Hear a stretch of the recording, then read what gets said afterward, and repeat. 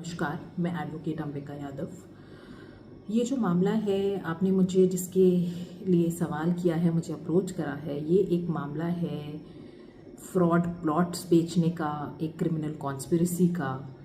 और इसके कहीं ना कहीं तार हरियाणा के राजनीतिक परिवार कुलदीप बिश्नोई जी की बहन रोशनी बिश्नोई जी, अनूप बिश्नोई जी, इनसे जाके जुड़ गए हैं, क्योंकि अदालत ने एक ऑर्डर करा है कि इनकी अरेस्ट वारंट जारी हो और जल्द से जल्द इन्हें 6 नवंबर को कोर्ट में पेश किया जाए।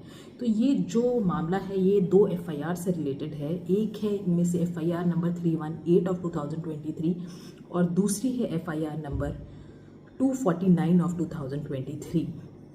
अब इन एफआईआर में जो पूरी एलिगेशंस हैं, देखिए कंटेंशंस पे मैं नहीं जाऊंगी, क्या गलत है क्या सही है इस पे मैं नहीं जाऊंगी, क्योंकि ये मैटर सब जुडिस है और जो कोर्ट फैसला करेगी as a lawyer, as a citizen, as a representative of a victim family, मैं उसे वो सराखों पर है। दूसरी चीज़, इस मामले में हुआ क्या है, ये एक प्लॉट था जो डिस्क्रिशनरी कोटा के तहत भजन लाल जी जब सीएम थे तब अलॉट हुए थे पालम विहार में कुछ प्लॉट्स डिस्क्रिशनरी कोटा के तहत। और एक प्लॉट जिसको अलॉट हुआ था, एलिजिबली जिसको अलॉट हुआ था, वो कोई सुनील कुमार थे जो पंजाब के रहने वाले थे। अब उनका जो बेटे हैं वो 2023 में गुड़गांव आते हैं और कहते हैं ये प्लॉट तो मेरे पिताजी के नाम पे अलॉट हुआ था। उन्होंने इस मामले में एक सिविल केस करा दायर स्पेसिफिक परफॉर्मेंस ऑफ कॉन्ट्रैक्ट का, और दूसरा केस एफआईआर्स करवाई 156(3) के थ्रू कोर्ट एफआईआर्स करवाई इस मैटर में। इसमें पार्टी जो एक्यूज्ड हैं, इसमें टोटल 15 एक्यूज्ड हैं दोनों एफआईआर में, जो कि प्रॉपर्टी डीलर्स हैं, एचएसवीपी के एम्प्लॉयज़ हैं। और जो इसमें सिविल केस में जो पार्टी हैं वो एक रिस्पोंडेंट नंबर 3 और 4 हैं, जो हैं कर्नल तोमर, जो हाउस नंबर 4636 पालम विहार में रहते हैं। इन्होंने एज अ बोनाफाइड परचेजर 2016 में ये प्लॉट खरीदा और इन्होंने ये प्लॉट जो खरीदा है इसके ऊपर लोन भी करवाया है। तो आप जानते होंगे कि जब लोन का प्रोसीजर होता है तो ड्यू डिलिजेंस होती ही होती है, बैंक से अच्छा ड्यू डिलिजेंस शायद ही कोई करता है। और जब उन्होंने ये प्लॉट खरीदा तो एचएसवीपी के सारे कागज़ चेक करे गए, सब कुछ चेक करा गया, और सुनील कुमार, जो कि एलिगेशन है कि एक एलिज्ड कीर्ताराम ने अपने आप को सुनील कुमार दिखाकर ये प्रॉपर्टी आगे बेची। तो ये पूरा मामला है। अब जो पैसा बोनाफाइड परचेजर के अकाउंट से गया सुनील कुमार के अकाउंट में, उसको जब पुलिस ने इन्वेस्टिगेट करा, उसकी जब ट्रेल देखी, तो वो पैसा जाके कहाँ मिला, that was a proceed of crime. ये इनको मिला है रोशनी बिश्नोई जी के अकाउंट में। अब देखा जाए तो इसके अंदर जो बात सामने आती है कि ये एक तरह की बेनामी प्रॉपर्टी ही मान लीजिए आप, जो कि अपने किसी सर्विसमैन के, जो इनके गार्ड्स हैं, ड्राइवर हैं, इनके शायद नाम की गई होगी डिस्क्रिशनरी कोटा में, और अगर उनको बेच के जो भी पैसा आया वो भी इन लोगों को मिला। तो ये एक इम्पॉर्टेंट कड़ी है केस के, ये एक्यूज्ड हैं केस के। और अगर जुडिशरी ने ये स्टेप लिया है इन्हें इतने बड़ी राजनीतिक परिवार की सदस्य को सम्मान करने का, तो ये बहुत ही अप्रिशिएबल स्टेप है और ये बहुत ज़रूरी भी है। इससे एक अच्छा मैसेज जाता है कि न्याय सबके लिए बराबर है, कोई बड़ा नहीं है कोर्ट के आगे। तो मैं चाहूँगी, और मैं एक बात और मानती हूँ, इस केस में अल्टीमेट विक्टिम जो है वो बोनाफाइड वो परचेजर है जिसने अपनी सारी ज़िंदगी की कमाई लगा दी इस प्लॉट को खरीदने के अंदर, और उसने सारी ड्यू डिलिजेंस करी, उसने सारी प्रॉपर्टी चेक करी, उसके बाद ही उसने इस प्रॉपर्टी में इन्वेस्ट करा, सारे पेपर्स चेक करे। अब सरकार ही धोखा दे जाए, एचएसवीपी ही धोखा दे जाए, या कुछ प्रॉपर्टी डीलर्स धोखा दे जाए, तो उसमें उस आदमी का क्या कसूर है जिसने अपनी पूरी ज़िंदगी की मेहनत इसके अंदर लगा दी, जो कि एक कर्नल है रिटायर्ड आर्मी के, जिनकी वाइफ भी आर्मी में सर्विस दी है, एमबीबीएस डॉक्टर हैं। ये सब कुछ होने के बावजूद हमें न्यायपालिका पे पूरा भरोसा है, और कोर्ट ने जो स्टेप लिया है वो बहुत ही अप्रिशिएबल है। And I hope that victims are served justice, they can enjoy their property as a part of their fundamental right. Thank you.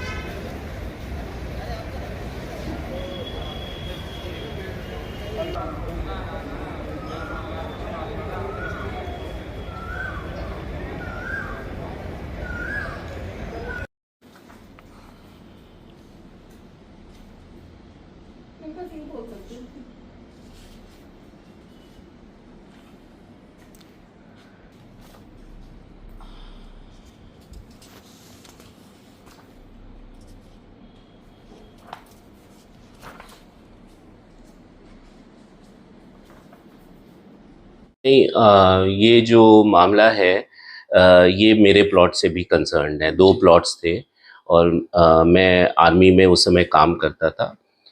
मैं डॉक्टर हूँ आर्मी में, और उस समय 2016 की बात है।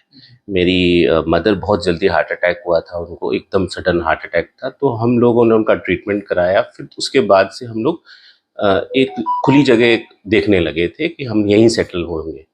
तो उस दौरान मेरे को प्रॉपर्टी डीलर्स मिले, उन्होंने मेरे को ये प्लॉट दिखाया कि ये प्लॉट सेल पे आया है।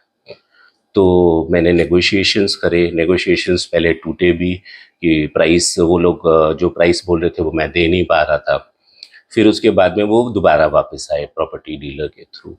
जब हमारी बात हुई, बात क्लियर हो गई, तो ये हुआ कि जी कन्वीनियंस डीड होगी और फिर आप खरीद लेना। मैंने कहा ठीक है। तो कन्वीनियंस डीड हुई। अब मेरे पास इतने पैसे नहीं थे, मैंने पूरा अपना life saving provident fund loan लेके उसको करा।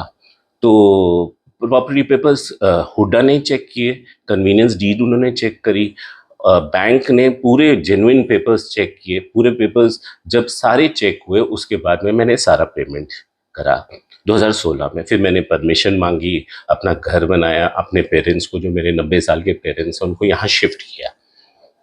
2000 इसमें 23 में मेरे को स्टेट ऑफिसर से एक लेटर आई कि आपके अगेंस्ट कंप्लेंट हुई है। तब मेरे को शॉकिंग पता चला कि कोई और सुनील कुमार था, और अब कोई धर्मवीर उसका बेटा जो क्लेम कर रहा है कि ये वो सुनील कुमार था, जो भी मेरे को बहुत डाउटफुल लगता है कि ये मेरा फादर का प्लॉट था जो ये फर्जी में बेच दिया गया।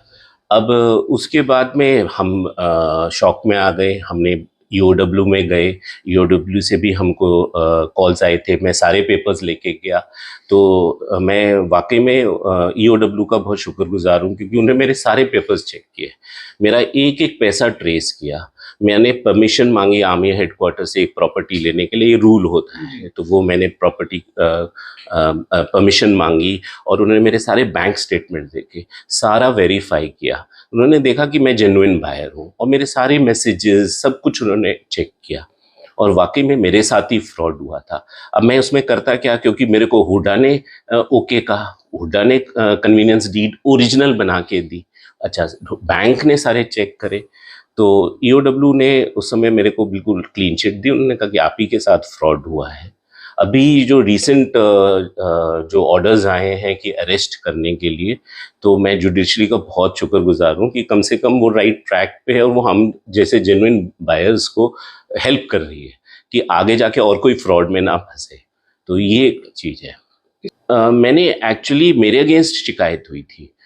मैंने कोई शिकायत नहीं करी थी, मेरे अगेंस्ट शिकायत हुई थी। और जैसे मैंने आपको बोला, जो एक धर्मवीर है जो क्लेम कर रहा है कि ये सुनील, जो जिसको ये प्लॉट मिला था, वो मेरा फादर था।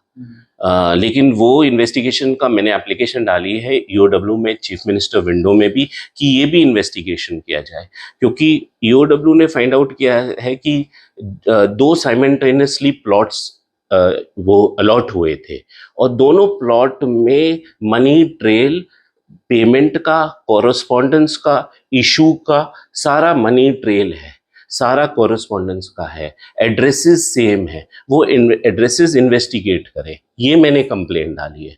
मेरे अगेंस्ट तो धर्मवीर ने एक फेक एफआईआर डाली है जो गलत है, वो परज्यूरी है। वो भी मैं उसको अगेंस्ट कंटेस्ट करूंगा, और मेरे को जुडिशरी पे पूरा विश्वास है कि वो राइट ट्रैक पे है इस समय। सबड्यूड मैटर है, और मैं कंप्लेंट डाल चुका हूँ इसके बारे में कि ओरिजिनल डॉक्यूमेंट्स इन लोगों के पास में कैसे आए। Though all the original documents were submitted, checked by bank, how did these original documents कर, इसके बारे में एक्चुअली ये है कि क्या कहते हैं, मैं ये अपनी रिटन कंप्लेंट में डाल चुका हूँ कि the circumstances how these original documents came into the circulation has to be found out, क्योंकि कोई भी इंसान 20 साल तक उस प्लॉट को, इतने महंगे प्लॉट के डॉक्यूमेंट्स को भूल नहीं सकता। ये तो एक फैक्ट है, कॉमन सेंस है। है।